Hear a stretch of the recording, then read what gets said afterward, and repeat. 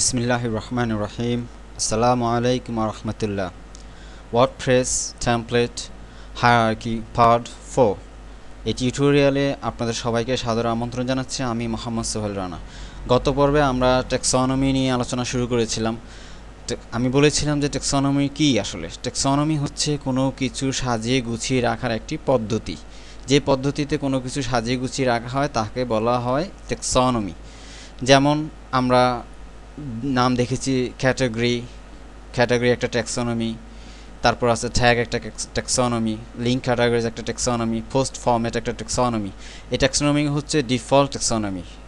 এগুলা যখন আপনি ওয়ার্ডপ্রেস ইনস্টল করবেন তখন এগুলা ডিফল্টভাবে আপনার ওয়ার্ডপ্রেস সাইটে সেটা চলে আসবে। যেমন আমরা এখানে দেখি, এখানে দেখা যাচ্ছে আমি পোস্ট। এখানে আরেকটা জিনিস বলা রাখা ভালো যে এই ট্যাক্সোনমিগুলি সাধারণত পোস্টের ক্ষেত্রেই ব্যবহার করা হয়, তবে পেজের ক্ষেত্রে বিশেষভাবে পেজের ক্ষেত্রেও ব্যবহার করা যেতে পারে এগুলা। তবে সাধারণভাবে আমরা জেনে রাখবো যে এটা পোস্টের জন্য এই ট্যাগগুলা বা ক্যাটাগরিজগুলা বা এই ট্যাক্সোনমিগুলা ব্যবহার করা হয় শুধুমাত্র পোস্টের জন্য।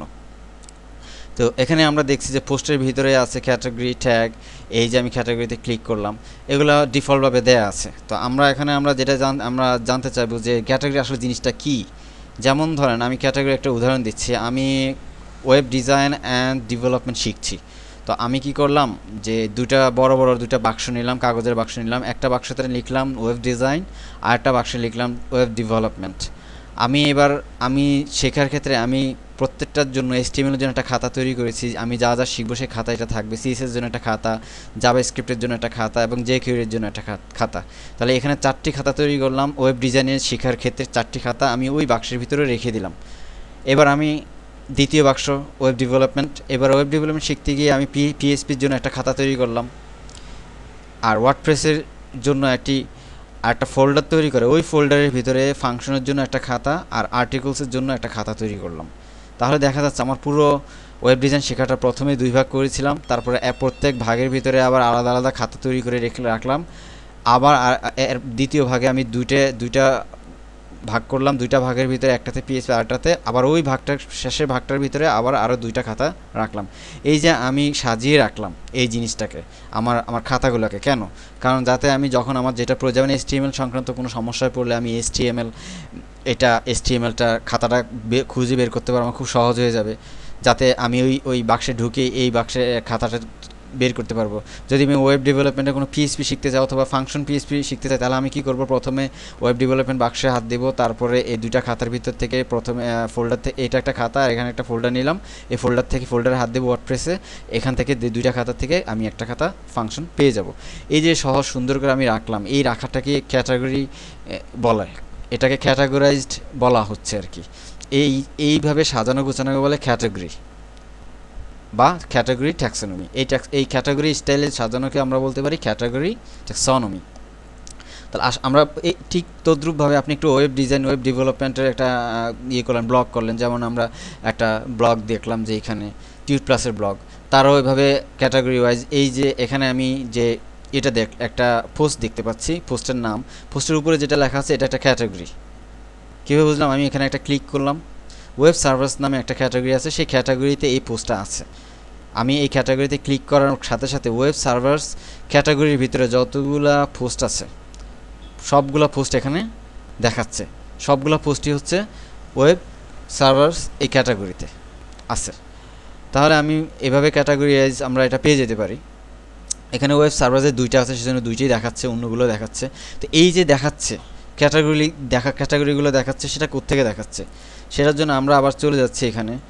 এটা ক্যাটাগরি, এটাকে আমরা ক্যাটাগরি আর্কাইভ বলি।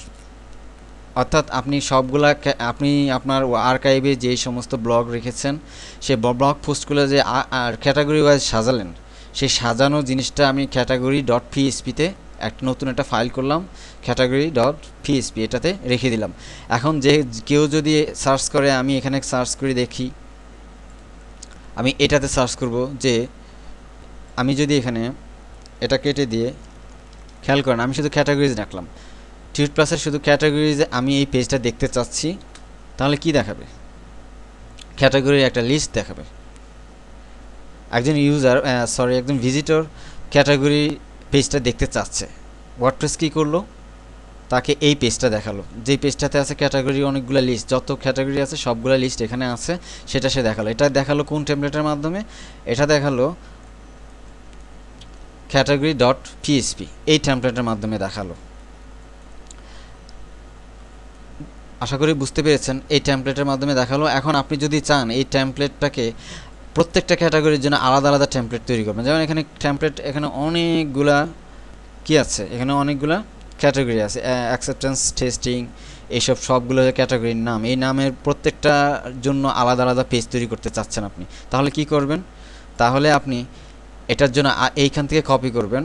আমরা তো আগেই বলেছি যে আপনি আর্কাইভ ডট পিএসপি থেকে কপি করে ক্যাটাগরি ডট পিএসপি তৈরি করলেন, তারপর সেটাই কাস্টমাইজ করলেন, আবার এটাকে কপি করলেন, কপি করে আর একটা ফাইল তৈরি করলেন, যে ফাইলটার নাম দিলেন ক্যাটাগরি, আর স্লাগ নাম দিয়ে ডট পিএসপি, স্লাগ নাম দিলেন, তারপর ডট পিএসপি নামে একটা ফাইল তৈরি করলেন ওই নির্দিষ্ট ক্যাটাগরির জন্য।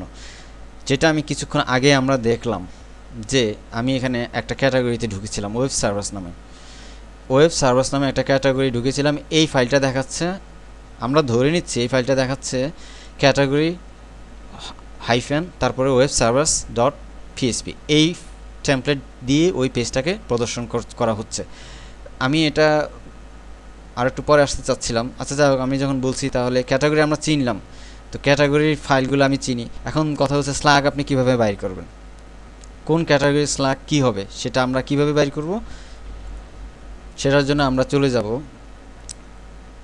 এই যে আমরা অ্যাডমিন প্যানেলে ক্যাটাগরিজ পেজে আসি। আপনি যখন নতুন পেজ তৈরি করবেন, ক্যাটাগরি তৈরি করবেন, যে জাস্ট একটা যে কোনো একটা ক্যাটাগরি আপনি তৈরি করেন, এসটিএমএল একটা ক্যাটাগরি তৈরি করলেন, তারপর আপনি এখানে একটা এই নামটা আপনি বড় হাতের দিতে পারেন, ছোট হাতের দিতে পারেন, সেটা সমস্যা না। আমি এটা বড় হাতে দিলাম। এটা হলো ক্যাটাগরির নাম। আর আপনি যে স্লাগ, আমি যে স্লাগের কথা বলছি, যে স্লাগটা কোথায় পাবেন, এই স্লাগ হচ্ছে আমি এখানে যে স্লাগটা দেব সেটা, এখানে আমি স্লাগ ছোট হাতে দেব, এটা মনে রাখবেন, এটা ছোট হাতে দিতে পারেন, তারপর সাথে একটা হাইফিন দিয়ে অন্য কিছু দরকার হলে আপনি হাবিজাবি একটা কিছু দিতে পারেন। এই স্লাগের নামটা আপনি কি করবেন, যখন টেমপ্লেট তৈরি করবেন ক্যাটাগরি হাইফিন দিবেন, ওই স্লাগটা এক নামটা এখানে লিখে তারপরে সে পিএসপি দিয়ে সে ফাইলটা তৈরি করে ফেলবেন। তাহলে সেটা একজন ক্যাটাগরি কেউ যদি ওই নামের ক্যাটাগরি খুঁজে, তাহলে আপনাকে তাহলে তাকে সে এই টেমপ্লেট দিয়ে সেটা প্রদর্শিত হবে। আর যদি আপনি বলেন স্লাগ না দিয়ে আপনি আইডি দিবেন, তাও দিতে পারেন। তাহলে কি হবে, তাহলে আপনি আইডি পাবেন কোথায়? এখানে একটা কথা হচ্ছে আইডি এখন কোথায় পাবেন। আমরা আইডি খোঁজার জন্য চলে যাচ্ছি, মনে করেন এই যে আনক্যাটাগরাইজড, এটাও একটা ক্যাটাগরি। তাহলে আমি এটা এডিটে ক্লিক করব। এডিটে ক্লিক করার পর এই ক্যাটাগরি, যেটা আনক্যাটাগরাইজড ক্যাটাগরির যে আইডিটা আপনি এখানে দেখতে পাবেন। যদিও এখানে থাকা উচিত ছিল ক্যাটাগরি আইডি সমান ক্যাটাগরি আইডি নাম্বার, তো এখানে কেন এটা আসছে আমি ঠিক জানি না। তো এখানে থাকার কথা আমি যতটুকু জানি আর কি।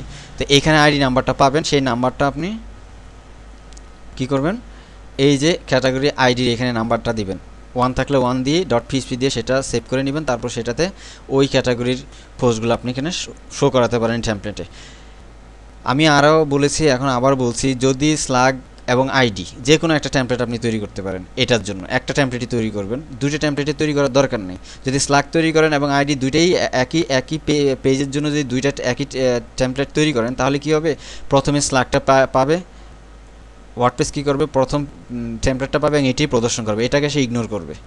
আর যদি এটা স্লাগ তৈরি না করেন, আইডি দিয়ে তৈরি করেন, তাহলে আইডিটা পাবে।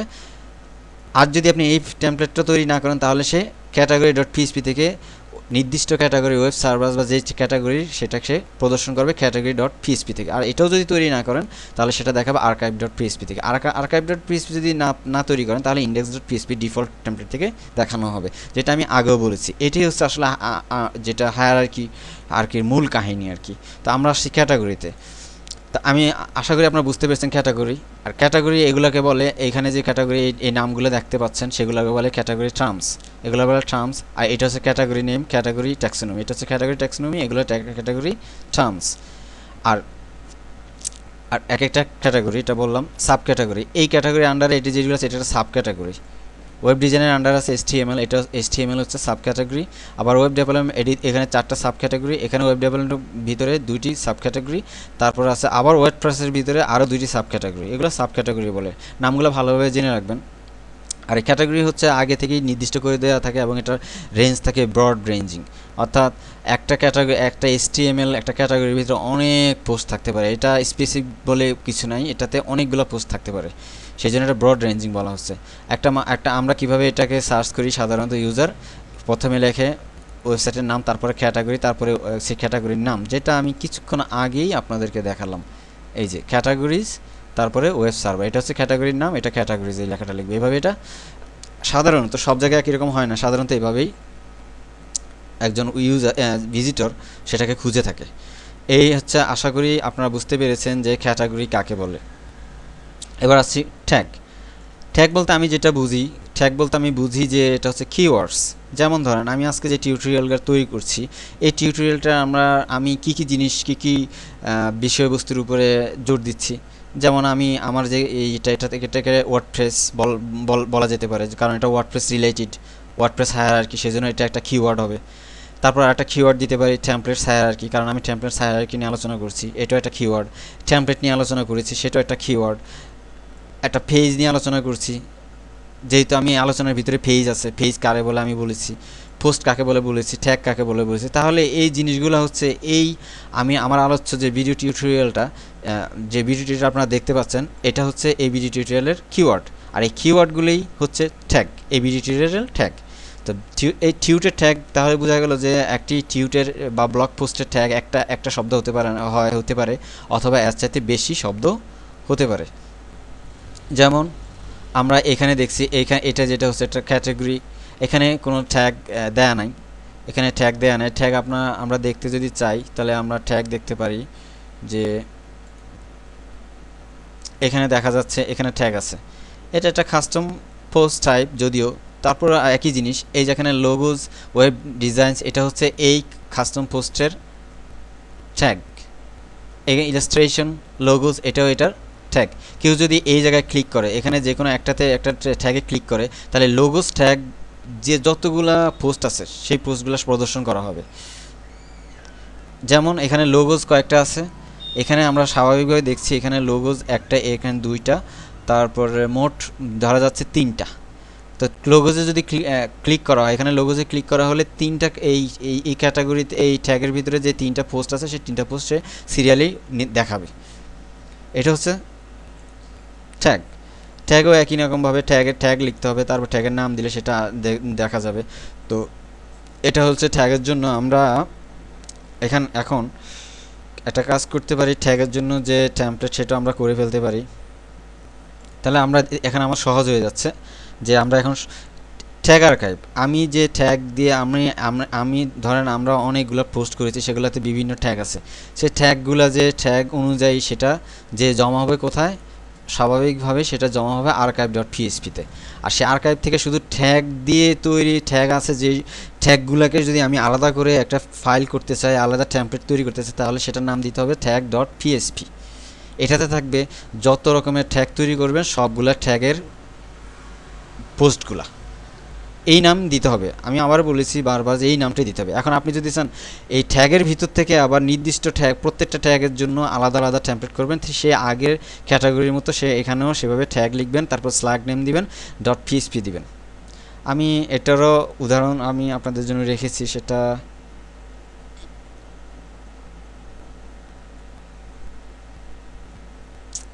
এই যে ট্যাগ লিখবেন, একটা হাইফেন দিবেন, যে স্ল্যাগ নেম হবে, স্ল্যাগ ধরলাম HTML একটা স্ল্যাগ, সেটা কি বলে ক্যাটাগরি ট্যাগ HTML দিবেন। আইডি যদি দিতে চান তাহলে আইডি নাম্বার দিবেন একইভাবে। এর আগে আমি যেটা ক্যাটাগরি আলোচনা করেছিলাম সেটা এই জায়গায় আছে। আপনি একটা নিউজ নামে একটা ক্যাটাগরি রাখলেন, সেই ক্যাটাগরির নাম দিবেন, এখানে আপনারা দেখে নেবেন আমরা কীভাবে এখানে ক্যাটাগরি আইডি দিতে পারেন, আমরা দেখেছি। ট্যাগের বেলাও ঠিক একইভাবে আমরা করব, ট্যাগের আইডিও সেভাবেই পাওয়া যাবে। যেমন আমি একটা ট্যাগ তৈরি করতে যদি আমি ট্যাগে যাই, এখানে আমার ট্যাগ, আমি একটা ট্যাগও তৈরি করিনি। আচ্ছা, আমি একটা ট্যাগ তৈরি করলাম,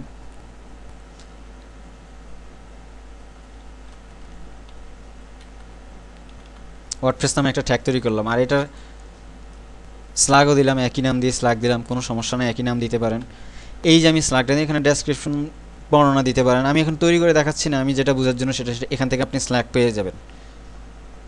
এই স্ল্যাগটার নাম থাকবে, ট্যাগ লিখবেন, হাইফেন দিবেন, তারপর এখানে যেই নামে স্ল্যাগ দিলেন আপনি সেই নামটা লিখে দিবেন।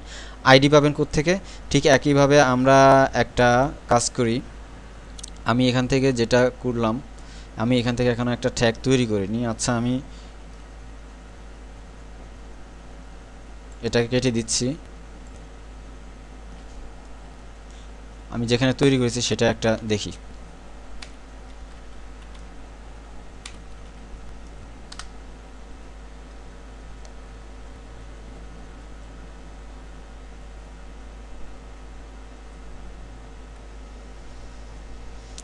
তো এটা আসতে থাকুক, আমরা এখানে দেখতে থাকি। তাহলে বুঝলাম ট্যাগ আর্কাইভে যেভাবে আপনার ফাইল তৈরি করবেন, আমরা এটা দেখলাম যে এটা ট্যাগ স্ল্যাগ, যদি আপনি স্ল্যাগ দেন তাহলে আইডি দেওয়ার দরকার নেই, তাহলে এটা প্রথমেই স্ল্যাগ পেয়ে যাবে। আর যে স্ল্যাগ না দিয়ে আইডি অনুযায়ী দেন, শুধু আইডি দিবেন, স্ল্যাগ দেওয়ার দরকার নেই, স্ল্যাগ আইডি পেয়ে যাবে। এভাবে আপনি প্রত্যেকটা ট্যাগের জন্য আলাদা আলাদা টেমপ্লেট তৈরি করে, ভেরিয়েবল টেমপ্লেট তৈরি করে আপনি আপনার মতো করে কাস্টমাইজ করতে পারেন। তাহলে আমরা শিখলাম author archive, category archive, tag archive, আর দেখলাম কাস্টম পোস্ট টাইপ আর্কাইভ লিখে, এটা দেখলাম আমরা। এবার আসছে আমরা কাস্টম টেক্সোনমি। তো সেটা আসার আগে আমরা আরেকটু আলোচনা করে নিব, আরেকটু কাজ আছে আমাদের। আমি ট্যাগটা একটু দেখিয়ে দিচ্ছি আপনাদেরকে।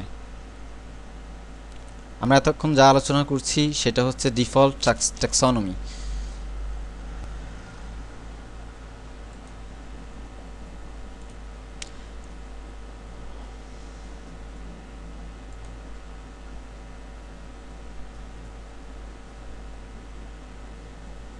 এখানে আমি দেখেন, এই যে আমি ট্যাগ তৈরি করেছি, HTML ওয়েব ডিজাইন ট্যাগ তৈরি করেছি। এখন আমি একটা ট্যাগে যাচ্ছি, HTML ট্যাগে গেলাম। ঠিক একইভাবে দেখতেন আমি তৈরি করে রেখেছি, HTML নাম স্ল্যাগ দিয়েছি, ওইটার নামটা আপনি এখানে দিবেন, যেটা এখানে দেখালাম এইখানে দিবেন। আপনি আর যেটা আমি বলতে চাচ্ছি সেটা হচ্ছে, এই যে দেখা যাচ্ছে ট্যাগ আইডি হচ্ছে 4, তাহলে আপনি এই ট্যাগের জন্য যে টেমপ্লেটটা তৈরি করবেন সেটার আইডি দিবেন 4, তাহলে ওই ট্যাগটাই প্রদর্শিত হবে। আশা করি বুঝতে পেরেছেন। এটা গেল ট্যাগ। তারপর আছে লিঙ্ক ক্যাটাগরিজ। আপনাদের মনে আছে তো আমরা কি করছি? আমরা করছি ডিফল্ট টেক্সোনমি। ডিফল্ট টেক্সোনমি ক্যাটাগরি গেল, ট্যাগ গেল। এবার লিঙ্ক ক্যাটাগরিজ। লিঙ্কগুলোকে ক্যাটাগরিজ করার জন্য যে টেক্সোনমি ব্যবহার করা হয় সেটা হয় লিঙ্ক ক্যাটাগরিজ। এটা সাধারণত ওয়েবসাইটে দেখা যায় না, এটা ইন্টারনালি যখন অর্গানাইজেশনের লোকজনরা ব্যবহার করার জন্য এটা সাধারণত এটা ব্যবহার করা হয়, ইন্টারনালি এটা ব্যবহার করা হয়। এটা সাধারণত দেখা যায় না, তবে আপনি প্রয়োজনে সেটা প্রদর্শন করতে পারেন। এবং সেগুলো সবসময় আপনার সাধারণত সাইড বারে, সাধারণত লিঙ্ক আকারে বা এই সমস্ত কোনো জায়গায় এই লিঙ্ক ক্যাটাগরিজগুলো দেখা যায়। আমি এই সম্বন্ধে খুব বেশি ভালো জানি না, আপনারা জেনে নেবেন। এটা আমাদের হায়ারার্কিতে নাই, তারপর আমি বোঝার জন্য বলে দিচ্ছি। আর হচ্ছে পোস্ট ফরম্যাট। এটা হয়, এটা কিছু মেটা ইনফরমেশন করে, কি বলে সেটা, কিছু মেটা ইনফরমেশন দিয়ে আপনার পোস্টকে কীভাবে রিপ্রেজেন্ট করবেন সেটা এই মেটা ইনফরমেশন দিয়েই ঠিক করা, তো ফরম্যাট অর্থাৎ পোস্টের ফরম্যাট ঠিক করা হয় এই ট্যাক্সোনমি দ্বারা। আর এই ট্যাক্সোনমি যে ডিফল্টভাবে যে এক্সটেনশন থাকে, যেমন post format video, post format gallery, এগুলো আমরা পরিবর্তন করতে পারি না বা নতুন কোনো ট্যাক্সোনমি ঢুকাতে পারি না, এগুলো ডিফল্টভাবে যা আছে তাই থাকবে। তো আমাদের এই দুটো আলোচনা, এটা গেল আমরা বললাম। এবার আমরা কাস্টম ট্যাক্সোনমি নিয়ে আলোচনা করছি। কাস্টম ট্যাক্সোনমি হচ্ছে, এতক্ষণ আমরা যে ট্যাগ,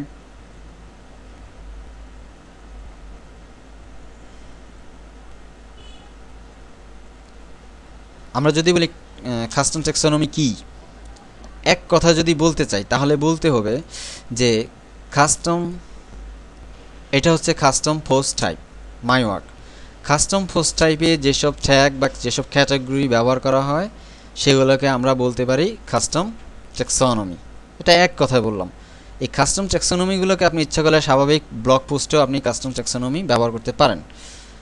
তাহলে আমি আবার যদি ঘুরিয়ে বলি তাহলে বলতে পারি যে কাস্টম ট্যাক্সোনমি হচ্ছে কাস্টমভাবে তৈরি কোনো ট্যাগ বা ক্যাটাগরি। যদি আবার আরও ঘুরিয়ে আরও সহজভাবে বলতে চাই যে কাস্টম ট্যাক্সোনমিগুলোকে আপনি ইচ্ছে করলে ট্যাগ আকারে তৈরি করতে পারেন, অর্থাৎ নট হায়ারার্কিক্যালভাবে তৈরি করতে পারেন, আবার তাহলে হবে সেটা ট্যাগ। আর যদি হায়ারার্কিক্যালিভাবে তৈরি করেন তাহলে হবে সেটা ক্যাটাগরি। এটা হচ্ছে কাস্টম ট্যাক্সোনমি। যেমনটা আমি এখানে দেখতে পাচ্ছি যে এটা হচ্ছে পোস্ট টাইপ, এর নিচে যে দুইটা আমরা ট্যাগ দেখতে পাচ্ছি এটা হচ্ছে কাস্টম ট্যাক্সোনমি। একই আলোচনা ট্যাগ যাকে বলে এখানেও সে একইভাবে ব্যবহার করা হবে এবং সেটা কোথায় দেখা যাবে সেটা আমরা দেখতে পাবো। এই যে পোস্ট লেখা, এই পোস্টের নিচে আমরা all post add new category tags, এর নিচে আপনি নতুন যে custom tag category custom taxonomy তৈরি করবেন এর নিচে সেটা প্রদর্শিত হবে, যেমনটা প্রদর্শিত হচ্ছে এখানে। ক্যাটাগরিজ পোস্টের নিচে আমি এখানে একটা অপারেটিং সিস্টেম নামে ট্যাক্সোনমি তৈরি করা আছে। অপারেটিং সিস্টেম নামে ট্যাক্সোনমিতে ক্লিক করলে আমরা এতক্ষণ যেভাবে ট্যাগ তৈরি করেছি বা ক্যাটাগরি তৈরি করেছি ঠিক সেরকম একটি ইউজার ইন্টারফেস আপনার সামনে আসবে এবং ঠিক একইভাবে আপনি কাস্টম ট্যাক্সোনমি তৈরি করবেন। আর সেটা ক্যাটাগরি হবে নাকি ট্যাগ হবে সেটা আপনি যখন আপনার ফাইল তৈরি করবেন, যেখানে আপনি হ্যাঁ আপনার ফাইলে যখন আপনি এই কাস্টম ট্যাক্সোনমিকে আপনার করবেন, কি বলে রেজিস্টার করবেন, তখন আপনি সেখানে উল্লেখ করে দেবেন এটা কি হায়ারার্কিক্যাল নাকি নট হায়ারার্কিক্যাল। হায়ারার্কিক্যাল হলে এটা ক্যাটাগরির মতো আচরণ করবে, আর যদি নট হায়ারার্কিক্যাল হয় তাহলে সেটা ট্যাগের মতো আচরণ করবে। আর এটা শুরু হয়েছে ওয়ার্ডপ্রেস 2.3 থেকে, এবং তখন হায়ারার্কিক্যাল ছিল না, এরপর ফুলি হায়ারার্কিক্যাল হয়েছে ওয়ার্ডপ্রেস 3 থেকে। এটা একটা ম্যাটারবক্স, এটা দেখতে একই, আমি যেটা বলছি এটা দেখতে হুবহু আমাদের যে ডিফল্ট ট্যাগ বা ডিফল্ট ক্যাটাগরি ঠিক সেরকমভাবে সেটা এখানে এটাও দেখতে ঠিক একই রকম হবে।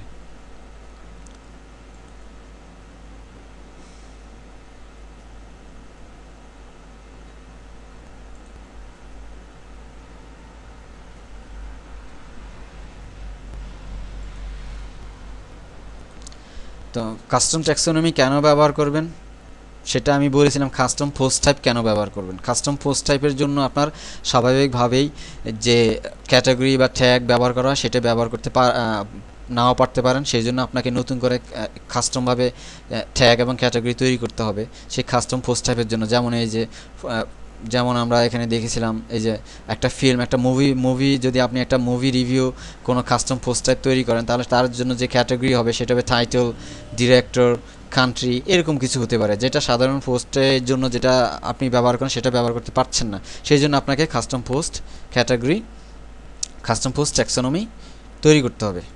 তো এখানে আমরা এইবার কাস্টম ট্যাক্সোনমি আর্কাইভ, এই যে কাস্টম ট্যাক্সোনমি আপনি তৈরি করলেন এটা তো আপনাকে আর্কাইভে এসে জমা হবে, সেই আর্কাইভ থেকে প্রদর্শন করার জন্য আপনি কি ফাইল তৈরি করবেন। আমরা এতক্ষণ শিখলাম যে কাস্টম ট্যাক্সোনমি কী, এখন শিখবো যে ওই কাস্টম ট্যাক্সোনমিটার জন্য আপনি কী ফাইল তৈরি করবেন। আবার একইভাবে archive.php থেকে আপনি একটা ফাইল কপি করবেন, কপি করার পর আপনি taxonomy.php ঠিক এই নামেই একটা ফাইল নেবেন শুধু ওই কাস্টম ট্যাক্সোনমির জন্য।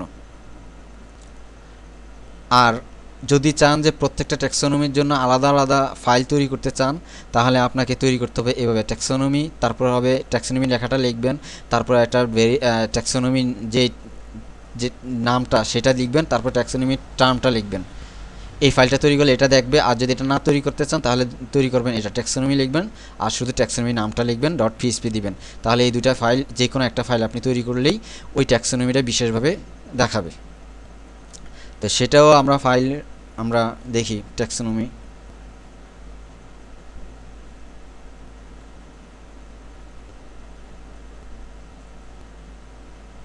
আর্কাইভে আমরা দেখি, অথর আর্কাইভ আমরা হলো ট্যাগ হলো কাস্টম ট্যাক্সোনমি। এই যে আমরা এখন যেটা দেখাচ্ছিলাম সেটা ট্যাক্সোনমি লিখলেন, তারপর ট্যাক্সোনমি টার্ম দিলেন। এখানে ট্যাক্সোনমি নাম হচ্ছে যেমন ফার্স্ট ফরম্যাট নামে একটা ট্যাক্সোনমি তৈরি করেছেন কাস্টম, সেটার নাম এটা দিবেন, তারপর একটা হাইফেন দিবেন, তারপর যে টার্ম আছে সে টার্ম দিবেন। যেমন আমরা যদি তৈরি করতে চাই আমাদের এটা যদি এখান থেকে আমরা তৈরি করি যে একটা কাস্টম ট্যাক্সোনমি, এটা মনে করেন এটা তো অবশ্যই একটা ট্যাক্সোনমি, এটা কাস্টমভাবে আপনি তৈরি করতে পারবেন। আপনি HTML এর জন্য একটা কাস্টম ট্যাক্সোনমি ফাইল তৈরি করবেন, তাহলে প্রথমে কাস্টম ট্যাক্সোনমি নাম দিবেন HTML, তারপর দিবেন একটা হাইফেন, তারপর টার্ম কি দিবেন। আচ্ছা আমি এটা এভাবে বুঝাই, আপনি প্রথমে ট্যাক্সোনমি নাম দিবেন ওয়েব ডিজাইন, তারপর ট্যাক্সোনমি যে টার্মের নাম দিবেন HTML। এভাবে আপনি একটা ফাইল তৈরি করতে পারেন। প্রত্যেকটা ট্যাক্সোনমির জন্য যতটা ট্যাক্সোনমি আপনি কাস্টম ট্যাক্সোনমি তৈরি করবেন ততটা আপনি ফাইল এখান থেকে দেখাতে পারবেন। তাহলে আমরা দেখলাম কাস্টম ট্যাক্সোনমি কিভাবে আমরা ব্যবহার করতে পারি। এখানে আমরা অথর এগুলো আমাদের প্রত্যেকটা হয়ে গেছে ইনশাআল্লাহ, আল্লাহর রহমতে এটা আলহামদুলিল্লাহ এটা হয়ে গেছে। তো আমি আজকের মতো এখানে রাখতে চাচ্ছি আপাতত। আগামী টিউটোরিয়াল দেখার জন্য আমন্ত্রণ জানিয়ে আজকের মতো শেষ করছি। আল্লাহ হাফেজ।